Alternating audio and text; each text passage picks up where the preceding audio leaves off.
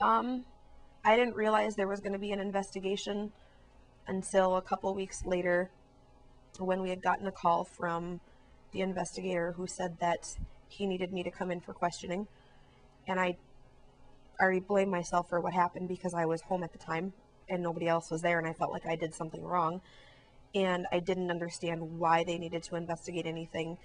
My pediatrician that was at the hospital with us told us that he thought it was SIDS since everything else was pretty much normal. And I just didn't understand. And we got there. Jesse went with me to the investigation, and we got there, and the investigator told us that Jesse couldn't be present during the investigation, that it had to just be me because I was the only one home when it happened. So I had to go in there with 2 investigators, and it was hard. It was questions that were, what temperature do you keep your house at? What were you doing when this happened? How were you feeling when this happened? Who was he around the last 2 weeks before he passed away?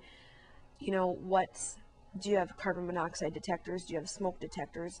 Just grilling me up one side and down the other about what's in our house, where we were, who we had been in contact with, how I had been feeling, how my husband had been feeling, our kids had been feeling, how everybody had been feeling, if anybody had been sick, who he had been in contact with. It was just questions that I thought at the time were cold and heartless.